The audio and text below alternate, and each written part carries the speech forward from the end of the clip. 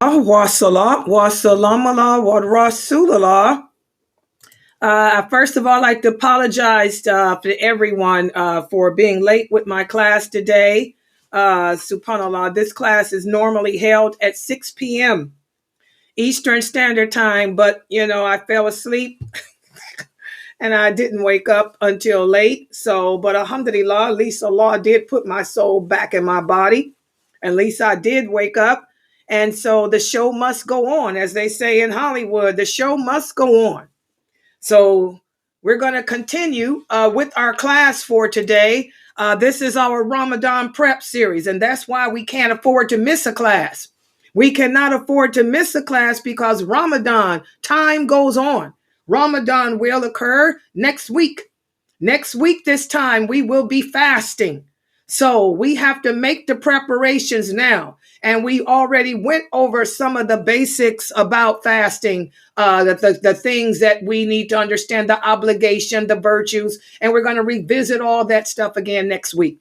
Okay? You already know that even if you're pregnant, you're supposed to fast. Pregnant women are obligated to fast unless your doctor, your Muslim gynecologist has told you that you are a high risk pregnancy. And believe you me, sisters, you don't want to be a high risk pregnancy because that means you can have a miscarriage. And that's a dramatic experience for a woman to go through. So unless your Muslim doctor, and I say Muslim doctor because believe it or not, there's some kafirs out there who hate Muslims. They hate Islam. They think we're oppressive. They think we're barbaric. And so they'll tell you not to practice this religion and as a means of trying to save you from this religion and to bring you back to being like them. Okay, so it has to be a Muslim doctor. Unless your Muslim doctor has told you that you are not, you cannot fast because it would, you are high risk.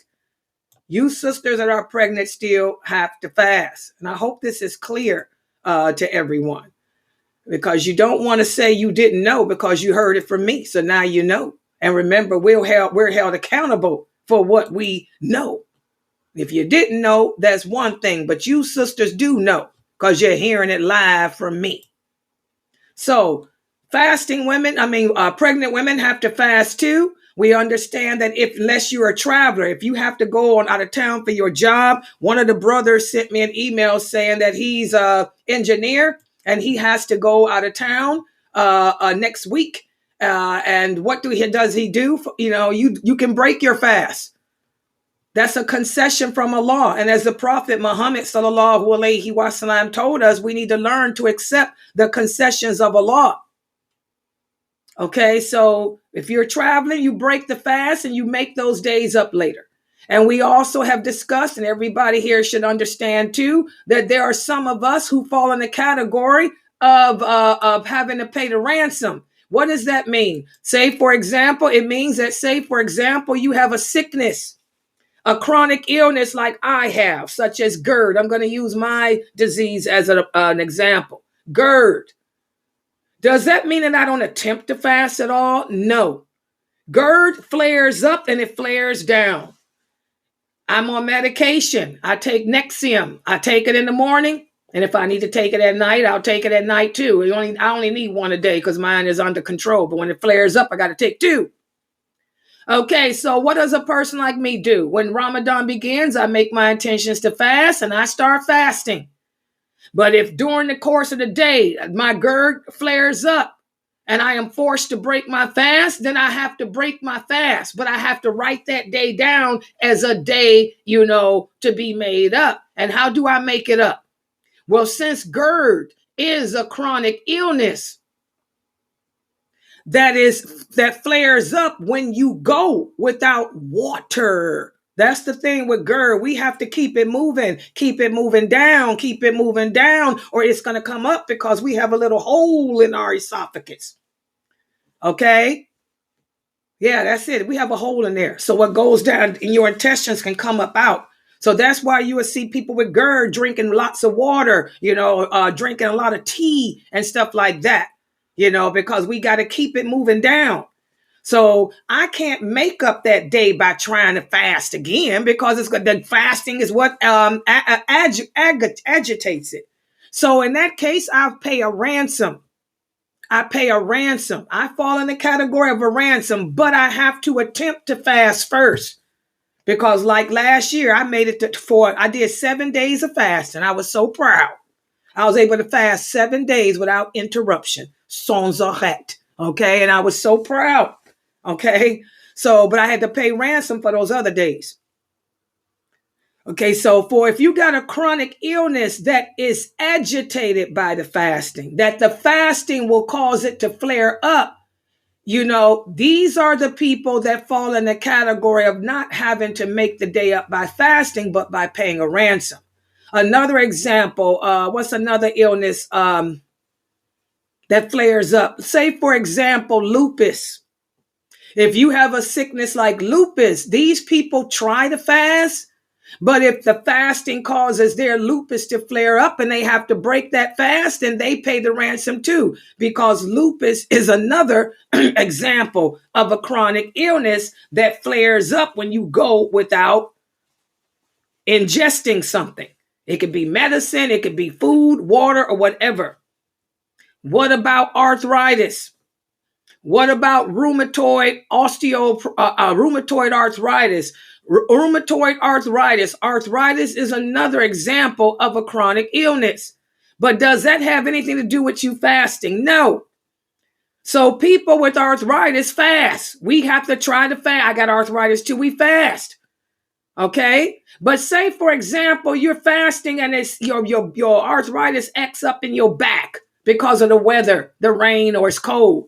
You break your fast and take your medicine, but you don't pay no ransom for that. You make that day up, because arthritis is not a type of illness that flares up due to going without eating or drinking. It flares up due to the cold, or you not getting enough exercise, or something like that. So we have to look at each chronic illness. And this is where your Muslim doctor comes in, because your Muslim doctor will tell you whether or not your illness impacts that. When I had my bariatric surgery, it was a month before Ramadan. My Muslim doctor, Dr. Siddiqui, I said, Dr. Siddiqui, can I fast? He said, yes. And it'll be good for you, Layla, because you're training your stomach, because your stomach ain't but this big now. And that's good. That's the first thing he told me after that surgery. You can fast. And I fasted. When I had my gallbladder removed, can I fast? Yes, you can fast. Okay. So your Muslim doctor lets you know, just like your Muslim doctor will tell you, doctor, I'm pregnant. Can I fast? Yes, you're not high risk. But if you were high risk, he would tell you don't fast. You're on bed rest. You're on complete bed rest. You can't do nothing. Your fasting might make you too weak. No. So for those of us with chronic illnesses, make sure you consult with your Muslim doctor. Migraine headaches, you can fast, because a migraine headache is another example of a chronic illness, but it flares up due to whatever reason. Some people due to stress. Stress ain't got nothing to do with ingesting, digesting. Okay. Learn to control your stress. But if you are fasting and you get a migraine headache, break your fast and write that down as a day that has to be made up later. You can make it up during the wintertime. And something else that I want the Muslim sisters to know, and brothers, and we're going to talk about this in detail next week.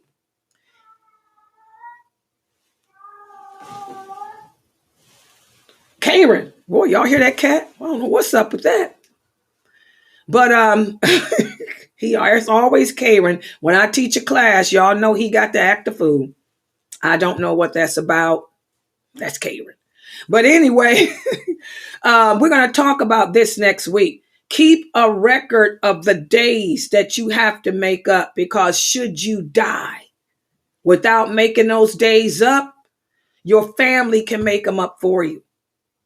Even for people like me who pay the ransom, that way if I die before I pay my ransom, my brothers can pay it for me. So keep a list and let your family know I got 6 days to make up from Ramadan or 2 days or however many days. So because death can come at any moment. So should Allah take your soul, guys, your family can pay that debt off for you by making it up for you, fasting those days for you. Okay? And we're going to talk about that more next week. So these are the things that we spoke about. And I'm going to go over those things again when Ramadan began. We're going to be using another great book by Sheikh Muhammad Saeed Atli. In fact, Sheikh Atli is going to be sending me that book today so I can start preparing it. So we're going to really go back over those rules of fasting and those reminders and when Ramadan begins. Now, that's the first part of how to prepare for Ramadan. We don't prepare for Ramadan by fasting. In fact, none of you should be fasting at this point unless you are making up days from last year, or it's your habit, for example, to fast on a Monday or on a Thursday or something like that. Other than that, nobody should be fasting right now, because all it's going to do is tire you out. So the way to prepare for Ramadan is not by fasting like a lot of these innovators are telling you. Instead, the way that we prepare for Ramadan is by preparing ourselves spiritually. That's how the companions did. And we're doing that now. The fact that you guys are in here listening to me. I got people listening to me on YouTube, on Facebook, on Twitter and Instagram. The fact that all of you have taken time out of your schedules to come here to learn. Alhamdulillah, this is preparing yourselves spiritually. All right. That's the first way. And then we also prepare ourselves for Ramadan. How? By preparing the home. And this is what we're speaking about now. We're speaking about how to prepare your home, because you want to make your home a spiritual retreat for yourself and for your family. Everybody understand that? Okay. And then I want to welcome some of the new people here. We have a brother here from Facebook. His name is Richard Neal. You guys see him there on the thing. Diabetes. Yes, exactly. Diabetic people do fast. And we're going to talk about that even in more detail, because insulin does not break the fast, guys. So yes, if you have diabetes, you too continue to fast, because insulin does not break the fast. So alhamdulillah for that, Brother Richard. So yes, guys, we prepare ourselves spiritually. And also the way that we prepare for Ramadan is by preparing the home, because the home is sacred for us. The home is a retreat for us. Who can tell me why is it that the home is so important? We talked about that yesterday. Why is the home having a Muslim, a faith-filled environment in the home so important? Can anyone answer that? Why is it so important to make sure that the home is faith-filled? Anyone, get on the mic. It's not a hard question. It's just a common sense one. Hit it. Because you want the angels to always be present in your home. Exactly. The home is a spiritual retreat. And that's one of the ways to make it a spiritual treat, by making it a retreat where the angels will come, because the angels of mercy will make dua for you. But I want to know, why is the home, having us a spiritual home, so important? Can anyone answer that? Why is it important to make your home into a spiritual retreat? Why is that important? Can anyone? People on Facebook, people on YouTube. Also, it should be that it's a safe place for you. Yeah, but why? Your home is supposed to be safe. Why? It's supposed to be. Yeah, you're saying that's what it's supposed to be, but why? My question is, why is it that it's important that our home should be a safe place? Y'all get it? Somebody else try to answer besides Jamila. She's the only one trying to hold this website. I got a brother on Facebook just typing all kind of stuff that ain't got nothing to do with the lecture. Then I got my students sitting here. I don't know what y'all doing in here. What are y'all doing in here? Get on that microphone. Sister Marianne, why is it important to make our home a spiritual retreat? Why is it important to make your home a spiritual retreat, Marianne? Why is it important, Khadijah, to make your home a spiritual retreat? Okay, look at what Elma wrote. Elma said the reason why it's important is because we deal with the outside world enough.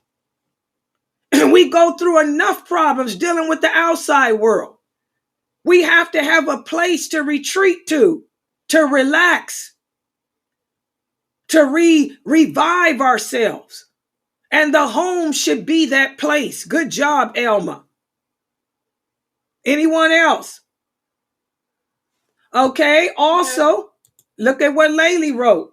Laylee said, because the home is the place that should bring us closer to Allah, because it's the one place that we can unwind, we can relax because of the safety that the home represents.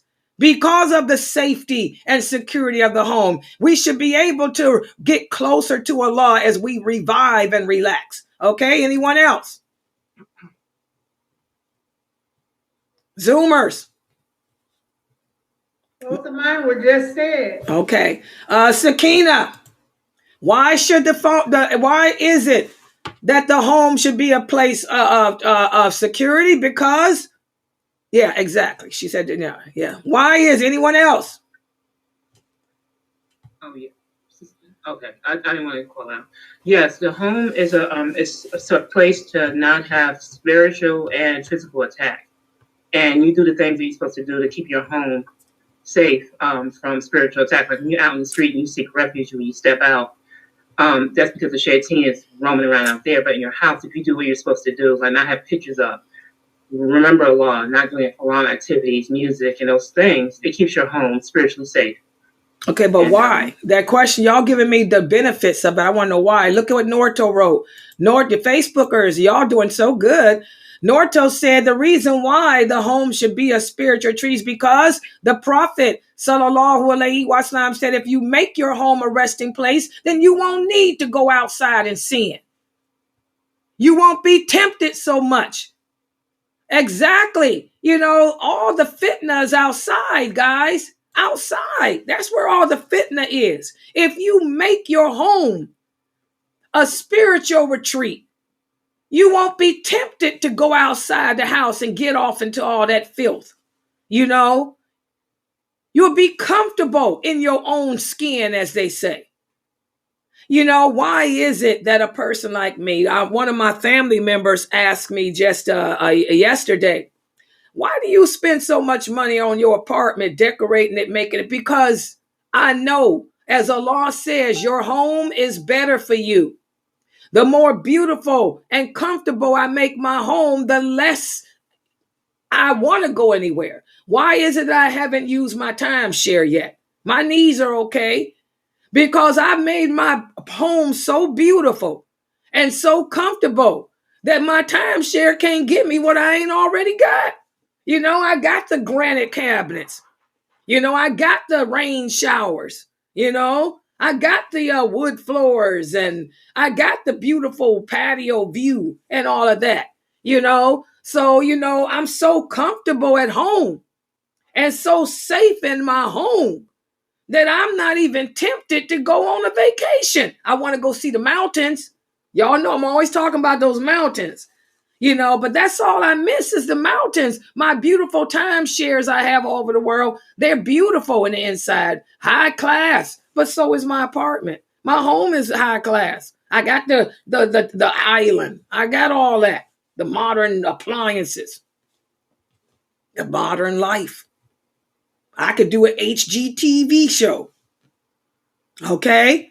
So that's why, guys, it's important to make the home a spiritual retreat, to make your home a place of comfort. And we talked about that yesterday. And today we're going to get to the nitty-gritty of it. I'm going to break it down today. It begins with making sure that you have understand the importance of the home. But now let's talk about what goes on inside the home. Let's put the PowerPoint up here on the screen so y'all can see, inshallah. It all begins with having a righteous spouse, guys. Oh, this is going to be a good discussion today. This is going to be a good lecture today for you young sisters out there that's always looking for a man. Y'all think that y'all supposed to go on the internet and talk to these loser men. No, no, no. The good Muslim home begins with having a righteous spouse. Allah tells us in the interpretation of the meaning, marry those amongst you who are single, pious, capable, and fit. What does that mean? That's salihun. That's the Arabic word salihun. What does salihun mean? It means a person that is capable, meaning that person is capable of being righteous. That person is fit, meaning that they're able to perform their obligations. You don't marry a man, for example, who's in prison. How can a man in prison be capable? He can't provide for you. He can't do anything for you. He can't protect you. He's locked up like an animal behind bars. So you women shouldn't even be considering marrying any men who are behind bars, because Allah says, marry those who are salihun, who are capable. This man ain't capable. And also the person should be fit. That means physically fit. That's why brothers, a young brother, you don't marry a girl who's had a hysterectomy. I'm sorry. Because she's not able to give you children. You can take her as a second wife or a third wife, or even as a fourth wife or a first, with the understanding that she's got to understand, man, you can't give me children, so I will take on a second wife. That's my book I'm writing. The novel that I'm writing, which is a fiction novel. The woman in my novel can't have children.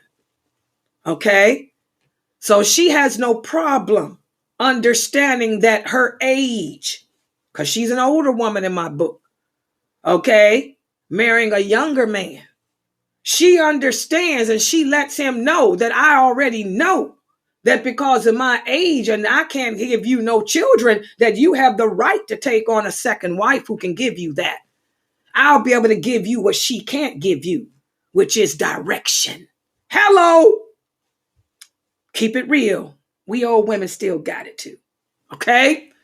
But that's what salihun means. A person that's capable and fit, physically able to do the job. So a young brother wouldn't, he would look for a woman who is able, she's able to have children and all that.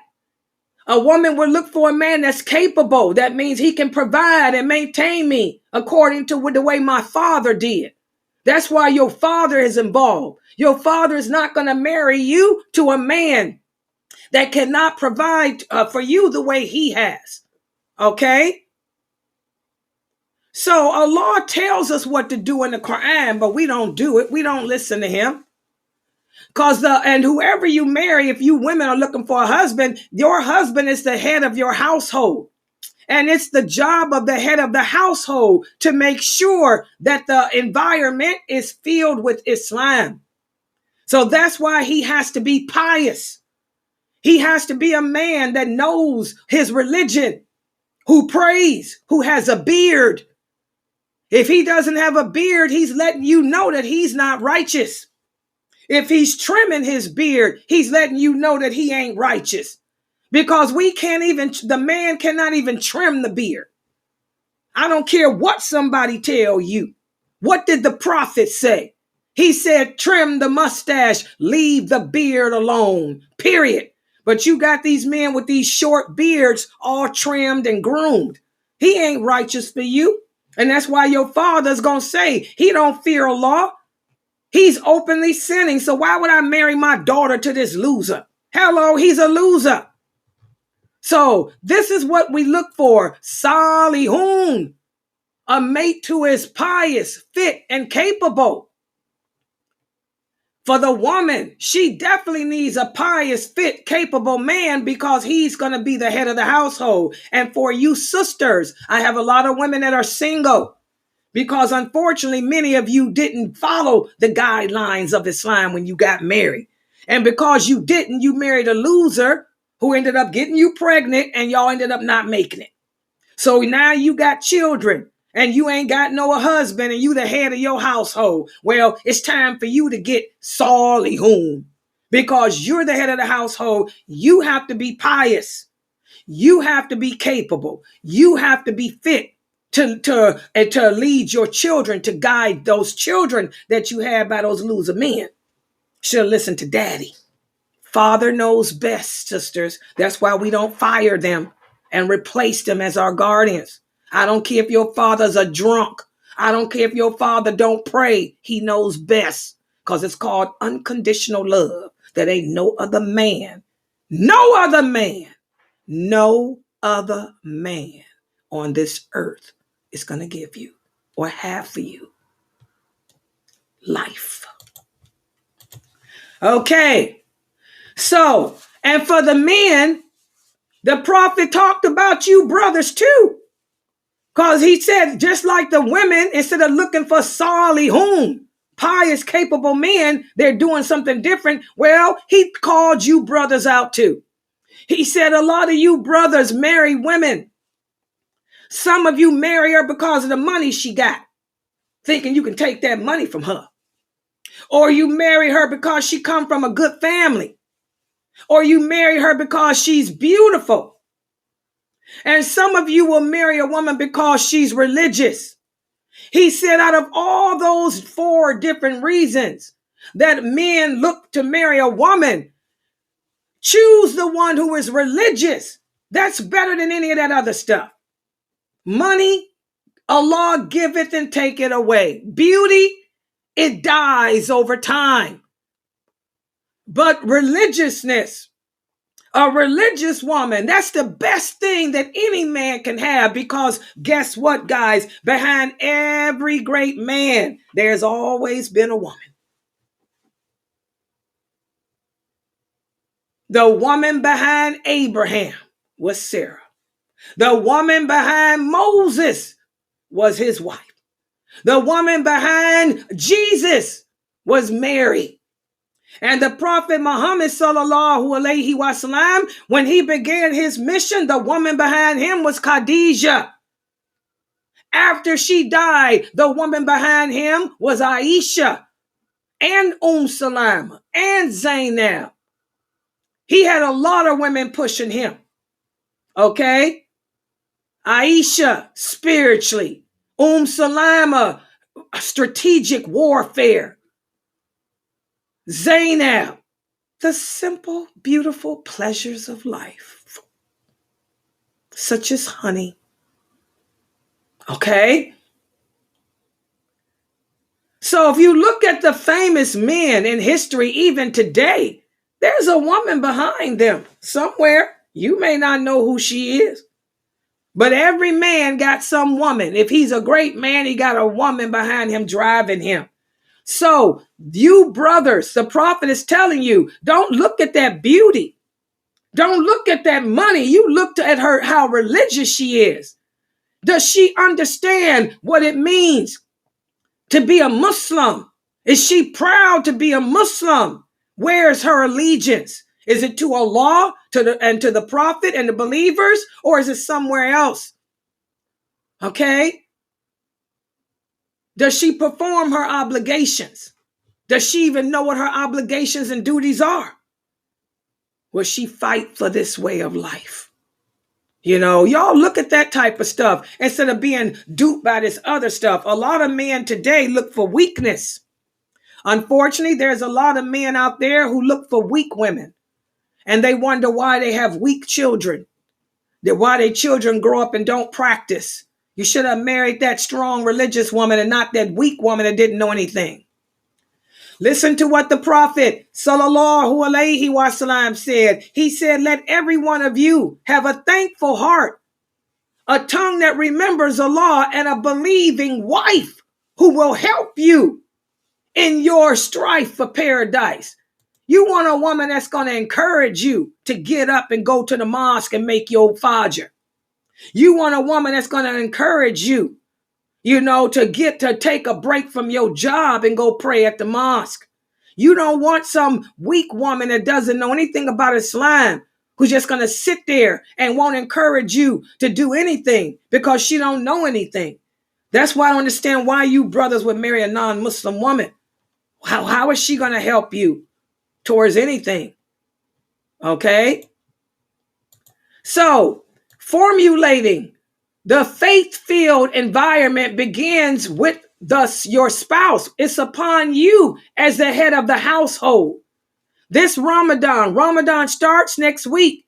It's your responsibility as head of the household to make sure that everything goes according to the plans of Allah and the guidelines of His. Listen to what the Prophet sallallahu alaihi wasallam said. He said, a righteous wife to help you with your worldly and religious affairs is the best treasure any of you could have. So you brothers, if you got a religious wife, you got a good wife, you better learn to appreciate her. Why did the Prophet encourage men to marry virgins? That's because they can have babies. The more babies we have, the greater our nation, the number of our nations become. But that doesn't mean that there's anything wrong with marrying a woman that's not a virgin. We have many companions. Even the Prophet's wives, the only virgin he had was Aisha. There's a lot of blessings in marrying experienced women too, because experienced women got wisdom. They can help you with your worldly life better. They can help you with your religious duties better. Okay, so there's benefits to both. But again, whoever the head of the household is, it is your responsibility to assure that your family is adhering to the rules of Allah when it comes to fasting. It's your job as a head of the household to make sure that any children you have that are 7 years old and older are learning how to fast, that your wife is teaching them or trying to get them to fast. Okay? It's your job as head of the household to assure that any child you have that's 10-year-old is fasting. And it's your job as head of the household to make sure that your wife knows the rules of fasting. Okay? So that head of the household does a lot. Okay? More about the virtues of a good wife. And again, this is for you sisters who are single but head of the households. The Prophet sallallahu alaihi wasallam said one of the elements of happiness is to have a righteous wife who, when you look at her, you are happy with her. When you are away, you know that you can trust her. Trust her because she will take care of your property. Your property being your home. Your property being your children. But if you have a bad wife, this is a woman that you worry. What if is she doing what she's supposed to do? Is she praying? Is she fasting? Is she even wearing hijab? That's a bad wife. Okay? So you women, you see from this hadith, the men see the virtues of having a religious practicing wife. And you sisters see from this hadith the virtues of being a practicing Muslim woman. This is the time for you women that don't wear hijab to start wearing it. You sisters who are single and when you have children, you are the head of your family. You're supposed to be setting an example for those children. You're held accountable for them. So you got to start off by saying, this is the month of change. I'm going to change my condition to that which is pleasing to Allah. I'm going to start wearing my hijab. I'm going to learn my religion. And in turn, I'm going to teach it to my children. I'm going to be a better example for them. I'm going to fast this month and I'm going to have them fast with me. I'm going to teach them the virtues of fasting. Put that pride in them. Whatever I learn from Sister Layla, I'm going to share it with those children. That's the job of you head of household women. Everything you learn, you share it and teach it to your kids. Okay? because it's the righteous man and the righteous woman that make the righteous home. Okay? We have a lot of single women. Well, the responsibility falls on you to make that home righteous. For you brothers that are married, it's your responsibility. That's why you better grow that beard. It's your responsibility to make that home righteous. Okay?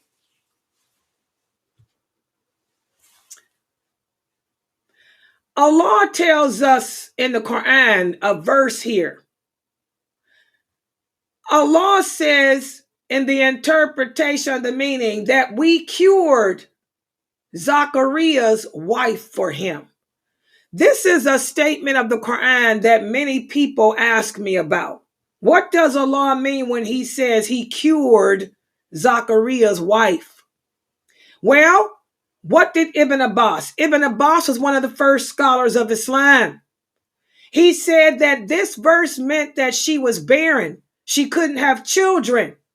So Allah cured her and gave her a child. And also, some of the other companions said that she had a harsh tongue and Allah reformed her.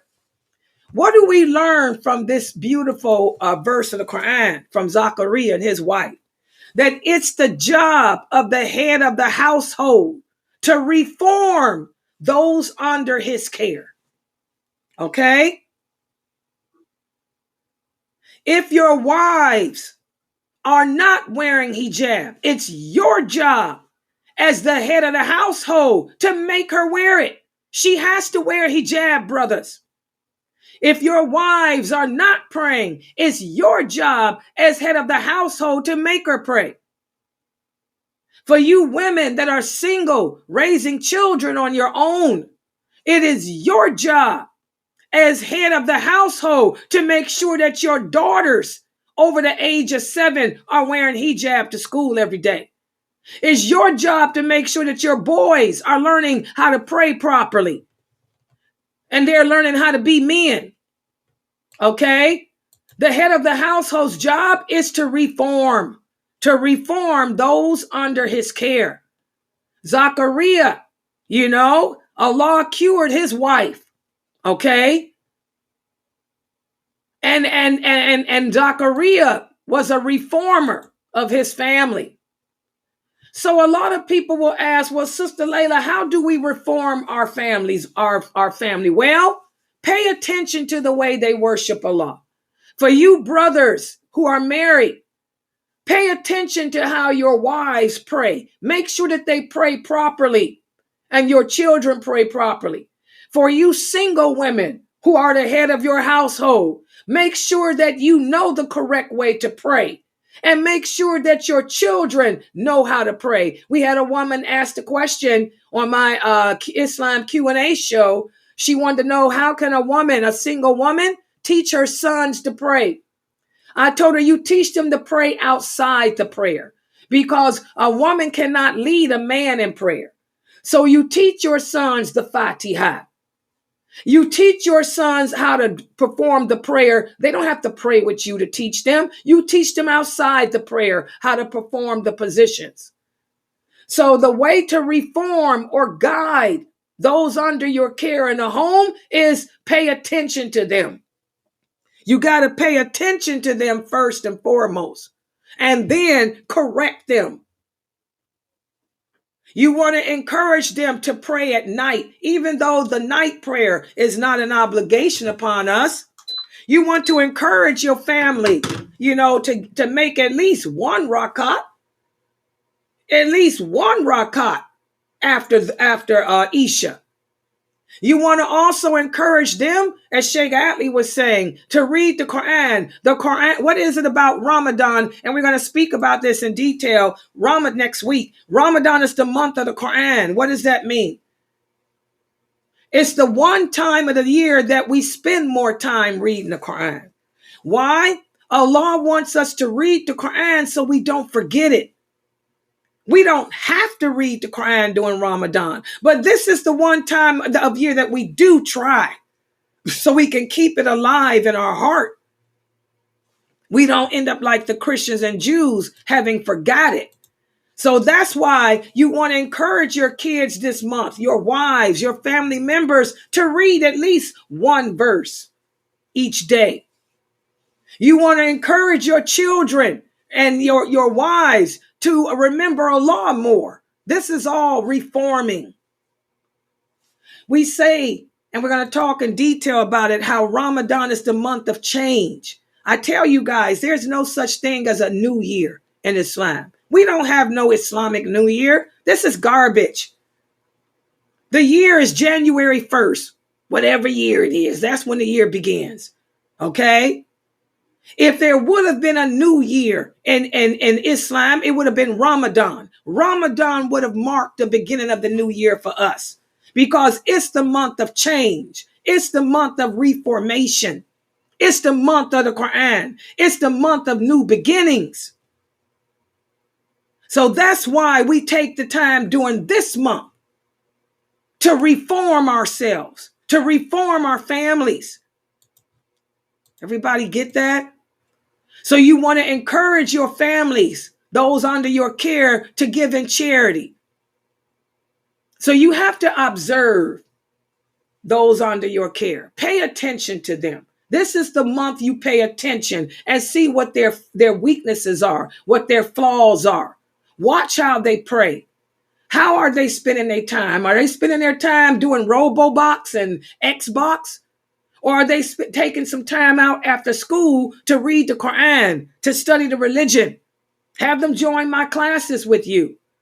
Have your family members, all your family members, everybody at 6 o'clock, we're going to put everything aside and we're going to turn on the big screen TV and we're going to watch Sister Layla Nashiba live. Layla Nashiba is live on the air every night at 6. Tonight I was late because I overslept. But even if I'm late, y'all get that notice. You'll get the notice saying Layla Nashiba's live. So you get the whole family sits down together to watch the Layla Nashiba show live on the air, where they can even ask their questions. They ask their questions live and get the answers. And also Layla will even share their comments. Like Sister Fame said, the home is where the woman gets her reward. The home is where the woman practices her religion. Okay? So y'all want to set it up, guys. Set it up so that, every day we all sit down as a family and watch the Layla Nashiba show. Live and on the air. On the big screen TV. Because she's live on Facebook. She's live on YouTube. She's live on Instagram. And she's live on Twitter. And she will answer our questions. She's not going to brush us to the side. Okay? So this is the month that you look at how, the people under your care are spending their time. And it's your job as the head of the household to protect them from evil and to block off any avenues for evil to reach them. You want to make sure that your children are not keeping company with bad people. Something I tell my daughter, and she never listens to me. Who are your children hanging with? Just because somebody is your cousin don't mean that they good for you. Is that person selling drugs? Does that person do drugs? Is that person having sex out of wedlock? Is that person disrespecting their parents? This is not a good person for your children to be exposed to. I don't care if they are their cousin. Some cousins are bad. It's your job as the head of the household to create an atmosphere of faith in a home. Listen to what the Prophet sallallahu alaihi wasallam said. He said, the likeness of a house in which Allah is remembered and the house in which Allah is not remembered is like that of the living and the dead. So we have to make our homes places where Allah is remembered. And Ramadan, this is the time to do that, guys. That's why we're doing this cleaning now. Ramadan starts next week. You're doing the cleaning. You're cleaning your home of the filth that's in it. That includes TV. That includes music. You should be sitting down with your family members, letting them know Ramadan is coming. It ain't going to be all this rap music playing in this house. It's going to be replaced with the Quran. I'm not telling you that you can't watch TV. But what I'm telling you is it's going to be less time with TV and more time reading, more time watching the Layla Nashiba show, more time because Layla got classes. By the way, my 6 o'clock class ain't the only class. I have 3 or 4 classes a day. You tell your children after we do school, we're gonna eat dinner and we're gonna pray and we're gonna watch the Layla Nashiba show live. And we're gonna learn. We're going to fill our houses with remembrance of Allah. Instead of blasting down, down, bow, yippee, yay, yippee, yay, bow, wow, yippee, yay, yippee, yay. Instead of blasting that, we're going to blast that woman named Layla Nashiba who's saying, fear Allah. We're going to fill our house with her voice instead of bow, wow, wow, yippee, yay, yippee, yay. Hello. Okay? So this is what I wanted to go over today. Okay, the first step in forming and making your house a spiritual retreat is to do your job. Understand as head of household that it's your job to enforce Allah's rules in that house. It's your job as head of the household to sit down with those under your care and let them know what's expected of them. Starting next week. Starting next week, everybody's fasting. Everybody except the baby. And you explain to your little 7-year-old, I don't want to fast. Life ain't based on what you want. You were created to worship Allah. You belong to him, not me. And he said, you have to fast, that you have to train yourself to fast at the age of 7. So you're going to fast, little boy, whether you like it or not. If you be nice, I'll let you start off with doing a half a day. But if you don't be nice, I'll beat your behind, first of all, for disrespecting me. Because I run this household. Okay? You will be fasting. You set the rules down with your family. You let your wife know, hey, not only are you going to be fasting too, but hey, all this going out the house without no hijab on. What's this? We Muslim. You a Muslim. You were born Muslim. You're going to put that hijab on whether you like it or not, sister. You better learn to fear Allah instead of being worried about how you look. It's your job as head of household. Put your foot down. For you single women, you tell your boys, you boys are one day going to grow up and be leaders. And you don't want to be bad leaders like your fathers were or are. So you boys are going to be fasting. And look at your daughters and say, party's over. Ain't no more Barbie, a Barbie girl. It's about the Amatullah girl. You going to put that hijab on and start wearing hijab going to school each day. I'm sorry, you 7, 8, 9, you should have been in hijab. Sister Layla been wearing it since she was 6, 7 years old. You covering up. And we ain't going to be spending all our time, arguing and fighting in this house either.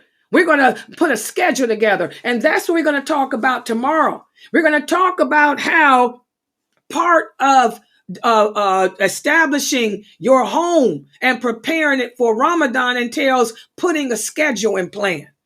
You want to get a schedule and plan for you and the kids, and the family and all that. And that's what we're going to talk about tomorrow. Okay. All right. So I'm going to stop right here. And again, I apologize for being late with the class today. I overslept. Y'all know I'm running a lot of programs here, and we got so many classes here at Sunnahfollowers, and I'm teaching most of them. And I just, my body took its right on me, and I slept from 6 to 6. I did another 12-hour shift of sleeping. But mashallah, I'm here now. And also, guys, for those of you who are new listening to me, please subscribe to the channel on YouTube. Hit the bell and subscribe to the channel there, like Brother Emma said. Please like and click the bell icon when you get notification of the class starting. And do share this lecture with your family and your friends. Look at the blessings you all will get for sharing my classes, my YouTube channel to the Muslims that you know, because they have a live qualified dawah who will come on the air not just once a day, but 2, 3, 4, 5, 6 times a day. And by the way, our Zoom room is open 24 hours. You can always feel free to join our Zoom room. It's open 24 hours. If you got any questions or want to meet the sisters here on my website, my students, we're always here 24 hours a day. Somebody's in here. Try to share my YouTube channel with everybody and try to get more Muslims involved with this channel so they can learn Islam. Okay? All right. So, subhanakallahumma wa bihamdika, ashhadu an la ilaha illa anta, astaghfiruka wa atubu ilayk. Any questions? Go ahead. We'll share your questions too. Any questions or comments? What if you don't have a Muslim doctor? Wait a minute. Hold on. Let me take him off. How do I get Brother Ahmad? Okay. Okay, we have a question here. One of the people want to know, what if you don't have a Muslim doctor? First of all, why doesn't a person have a Muslim doctor? Because they can't find one. It's not one in their vicinity. Okay. Well, then get whatever doctor you got, but make sure it's not a quack. My doctor now, the doctor I used to have were Muslims, but I moved here back to where I live in Cleveland. And I had to find a new doctor. My primary doctor is not Muslim. She's not Muslim now, but she knows all about Islam because she works with a bunch of other ones at Cleveland Clinic. And my non-Muslim doctor has no problem with Islam. And she'll tell you, you can fast. She even told me when I went for my checkup the other day, a few weeks ago, Ramadan's coming.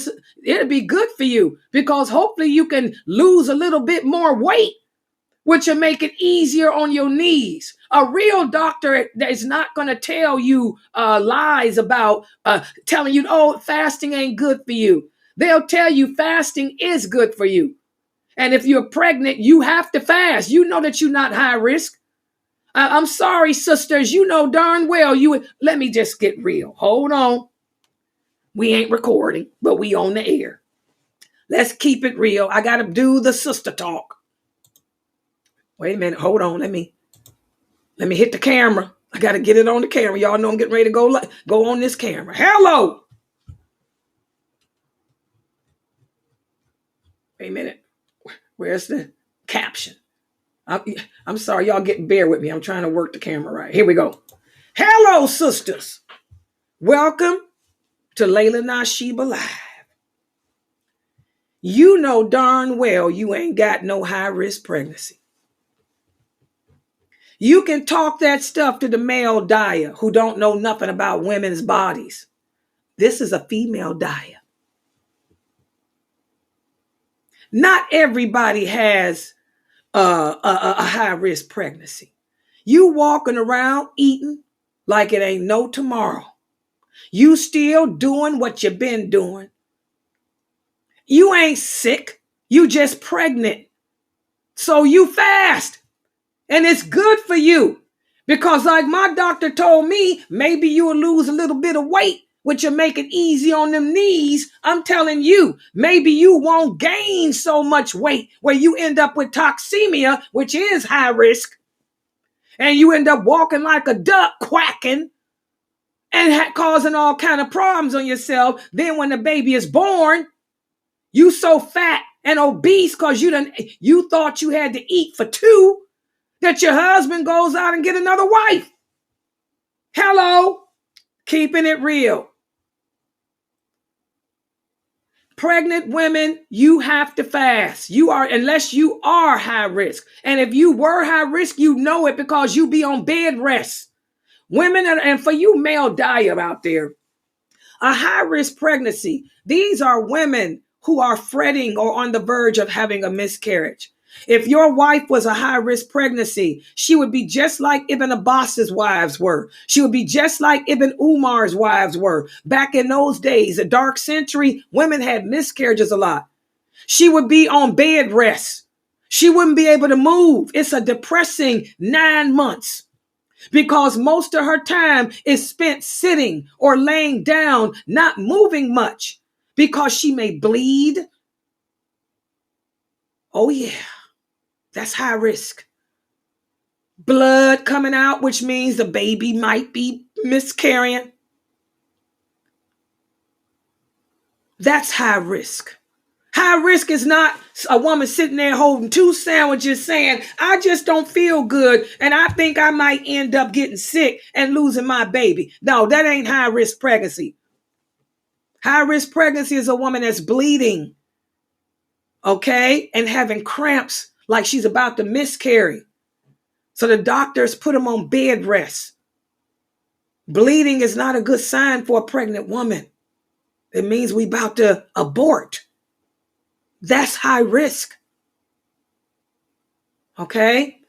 So whether you got a Muslim doctor or not, pregnant women are obligated to fast unless you high risk. And if you was high risk, you'd be in the hospital. Or you'd be at home on bed rest, hoping that bleeding stops and those cramps of miscarriage stop. That's high risk. You're talking to a woman here, not a man. Fathers know best and women know less about that, but women know best about women's issues. Like Aisha used to tell Ibn Masud, why do you make those statements about women? Don't you know that a woman knows better than a man? Why don't you send those women to me, Ibn Masud? Have them come and ask me. Ibn Abbas does. Ibn Umar does. Abu Hurairah and them do. Why is it that you the only one, Ibn Abbas, that won't consult with me or Salama or any of us women about women's issues? Why are you the only one making statements that a woman breaks a man's prayer when we don't? Ibn Masud. SubhanAllah. So that's my advice to you, male dyer. Don't sit there and tell women they ain't got to fast. They asking you because they trying to get a fatwa to get them out of fasting because they weak in their faith. They want to eat. Because in their mind, they think that because they pregnant, they eating for 2 when they're not. And they become gluttons. That's why most doctors will tell you fasting is good for pregnant women because it'll make them not eat and overdo it, which will cause a problem for them later after that baby is born trying to lose that weight. Look at Israel. One of my students. Israel done had three boys. And every pregnancy, Ramadan came, she fasted. And Israel bounced right back to her girlish figure. She done had 3 Bantu kings. And she's just as little. I say to you, you could never look at her and think she done had 3 boys. And they were big babies. But she fasted. She fasted during Ramadan when she was pregnant.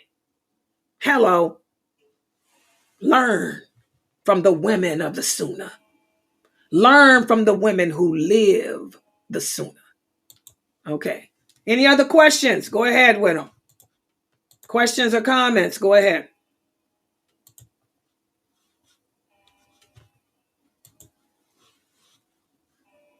Let me see what else we got here. I'm looking at the YouTube.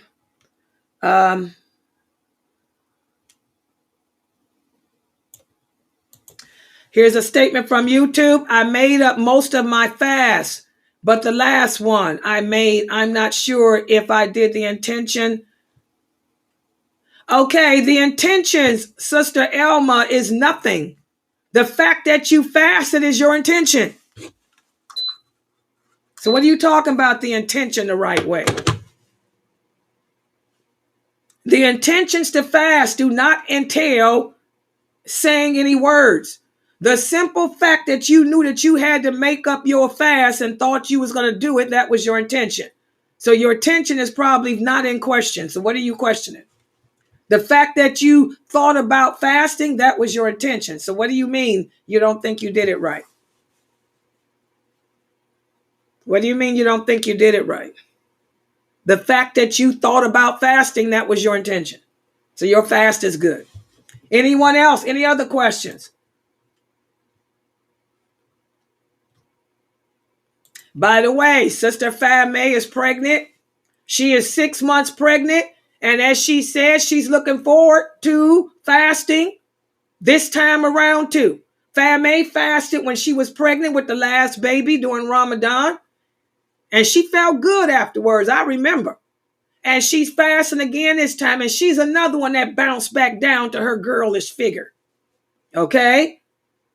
You women got to stop overeating so you can keep your mane afterwards. It's easy to get a man. The question is, can you keep him?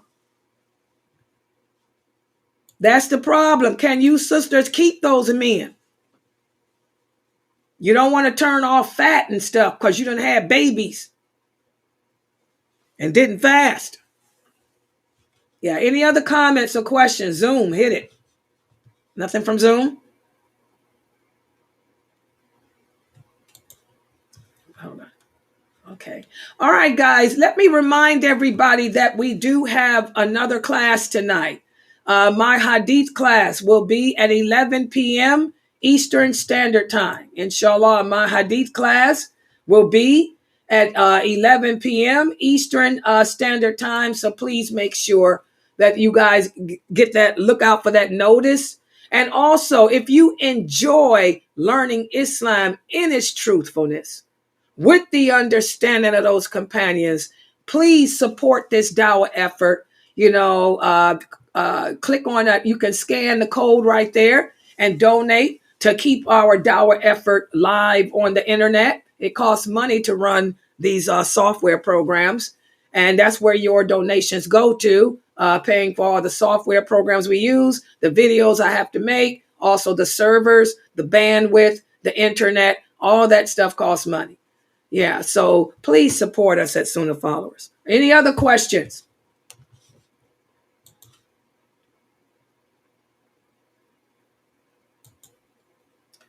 Okay, here's the question. Hold on.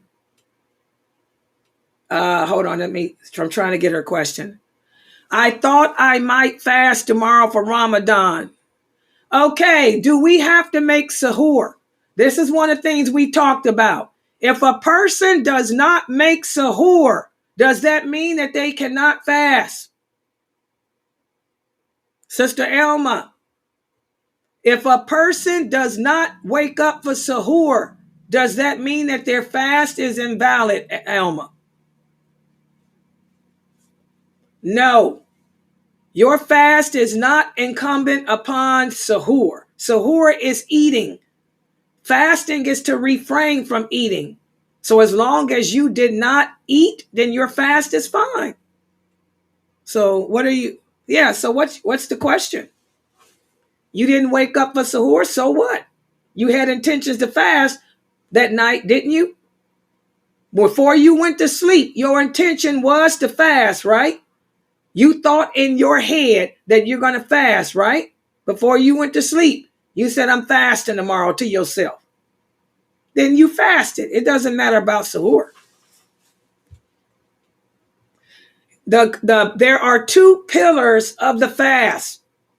The intention must be made sometime during the night before. And then the second pillar is to refrain from breaking it. So if long as you had the intention to fast, anytime during that night before, your fast is valid. But if you didn't, then you have to make another fast. You understand? That's why I tell you sisters and for you sisters and brothers who are making up your days, just take it easy on yourselves.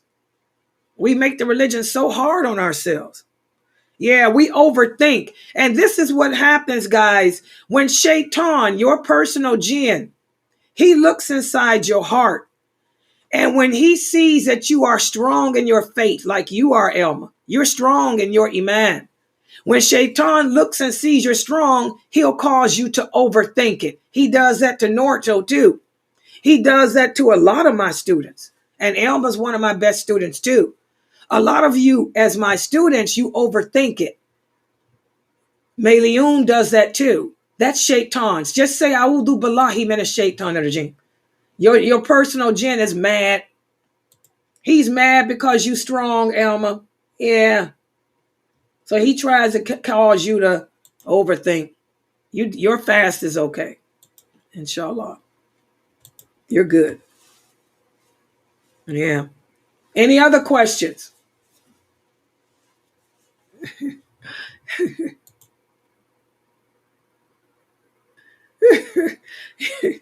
And by the way, I apologize to my children on the children's show today. I heard they had a good time though with Sister Zarina. I was asleep and didn't wake up. I missed my little kids show, kids. By the way, guys, every Sunday at 1 p.m. is the Sunnahfollowers kids. I wasn't here because I overslept, but I heard Zarina held it down. May Allah bless Sister Zarina for holding it down for us. Alhamdulillah. Wa alaikum salam, Sister Fatumata. I'm sitting here now just answering your questions. I know a lot of you, we lag, and a lot of y'all had questions yesterday, and they said I got off the internet too quick. So I'm trying to sit around today, to allow you guys to ask your questions without leaving so quickly because of the latency that the internet has. Any other questions?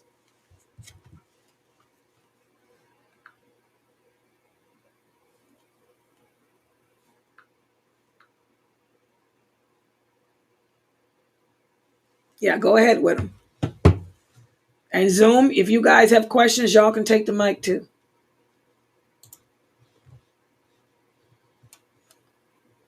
Yeah, hold on.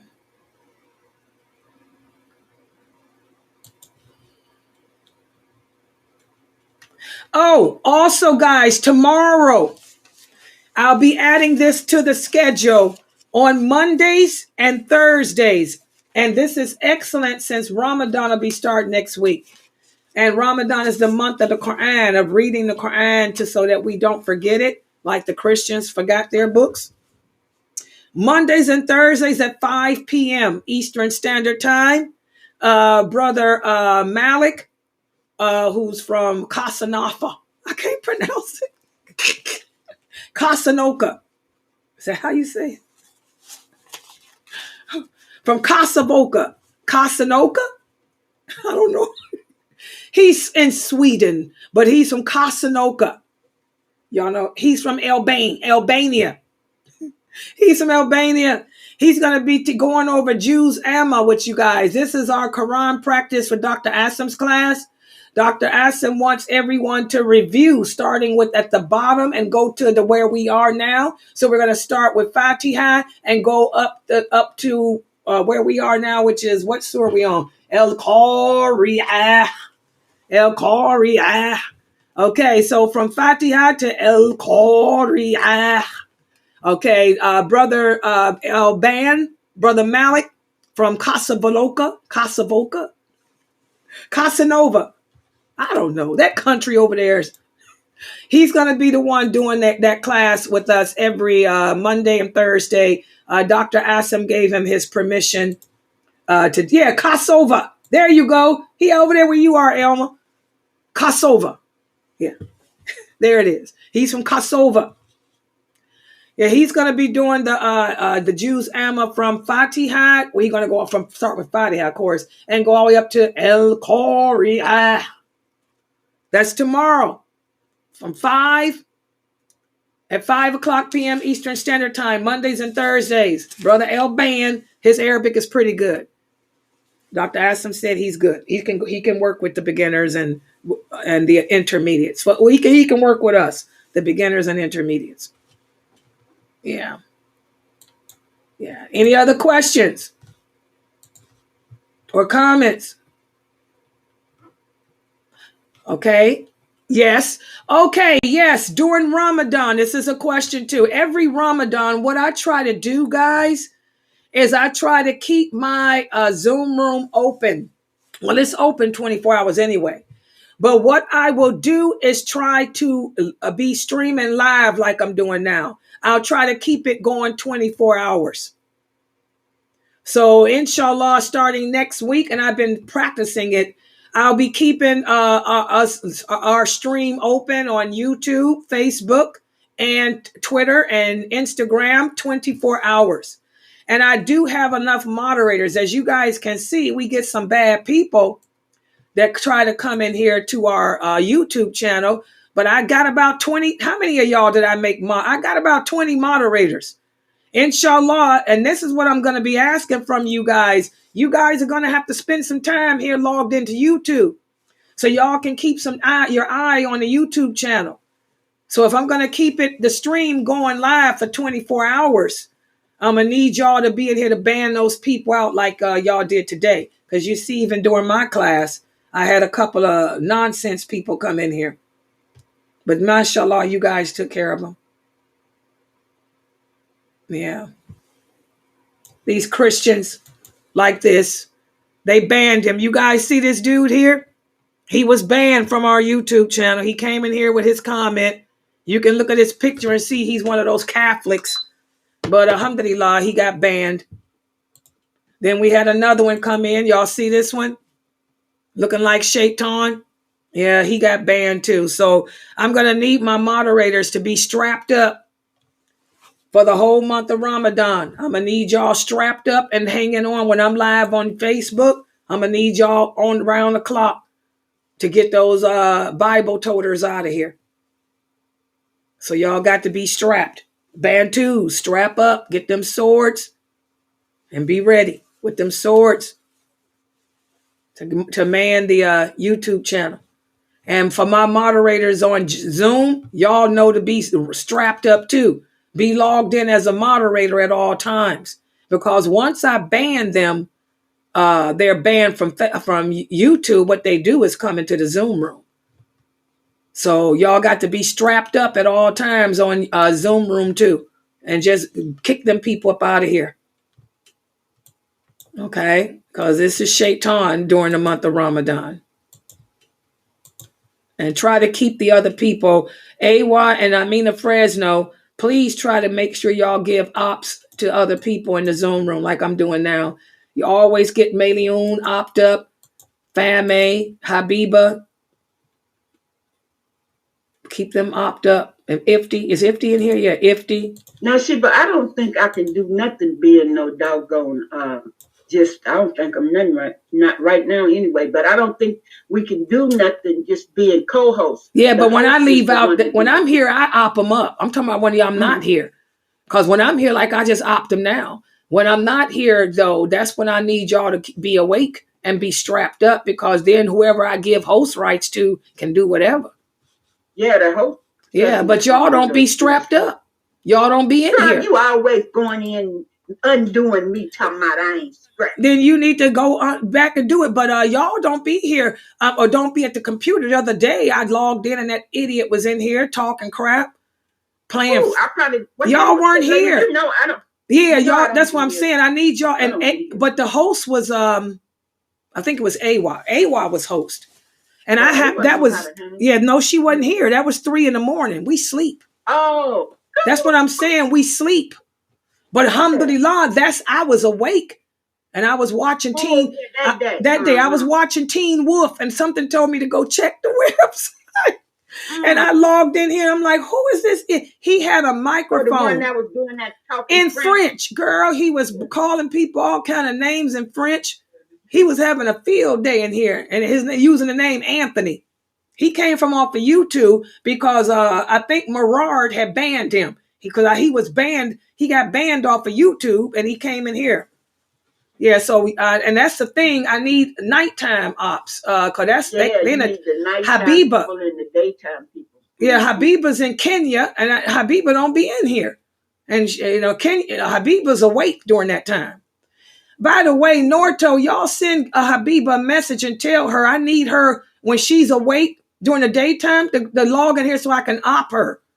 Because she's going to be the one to look out for the website when the rest of us is trying to sleep. Now that's the thing. That's going to be a problem, Ramadan. If it's starting now, you can imagine how it's going to be Ramadan.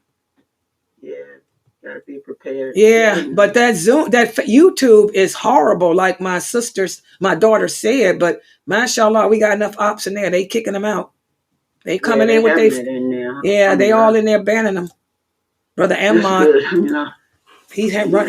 By the way, Ahmad, make him a moderator when he's logged in Zoom too. I forgot. Brother Ahmad, you in here? Yeah. Ahmad is usually always around too. Op him up.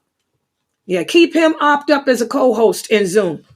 Because he's usually here because he's in a different time zone. No, he's in Pakistan. And I keep forgetting. Well, it's in daytime where he's always in. That's what I'm saying. Just keep him up because he's in a different time zone. He's always here. And he can ban too. And he's the one handling YouTube. Yeah. Him and Marard. Imam, what time is it over there where you at now? He can't talk in here because he's on YouTube. Google his, but you can Google. He's in Pakistan. Okay. Time in Pakistan. He's the one that's spanning them in YouTube. The time in Pakistan right now is 6:17 a.m. He's up now for Fajr. See, that's how they are. He's a good time too. Him and Habiba. Yeah. And Habiba's in Kenya, but she's not logged in for some reason. I think it's her internet. But yeah, try to keep ops with him and Habiba because they're in a different time zone for us. Yeah. Right now, really, it ain't no big thing for him. Because we here. Nighttime, that's the problem is nighttime. Can I check it and see what right. time is? Yeah. And that's another reason too, guys, why I don't sleep at night. Because my daughter and my granddaughter Jayla, she knows that YouTube, TikTok stuff. She say, Ma, you getting ready to get live. Them people going to be coming in there and starting all kind of stuff with y'all. So that's another reason I'm stressed out about doing it because I be streaming on YouTube at night. And I don't want nobody to come in here with that filth on the YouTube channel. So I'd be awake looking at YouTube. So that's the thing. Yeah, the other day I played Abu Usama's lectures. And I was so afraid to go to sleep that night. But Abu Usama checked the YouTube channel because I wanted him to see. I said, I'm streaming your YouTube. So he said, oh, I see. You got me on there. And I told Abu Usama, keep an eye on it. Because I didn't have nobody. Marard wasn't here. So I was watching YouTube and Abu Usama was listening to himself. Watching himself. He was on YouTube. Listening to himself. But I was afraid to go to sleep because I didn't want them crazy people from YouTube to come in there and type that filth they be typing. Subhanallah. So we just got to keep our eyes on it. Okay, guys, we're going to close out for now. I'm going to log back in at 11 o'clock, okay, with the Hadith class because I need to get in touch with Sheikh Atlee about the PDF so I can do our Ramadan stuff next month. So I'm going to close out on Facebook and YouTube. Y'all can join us in the Zoom room. Subhanakallahumma wa bihamdika ashhadu an la ilaha illa anta astaghfiruka wa atubu ilayk.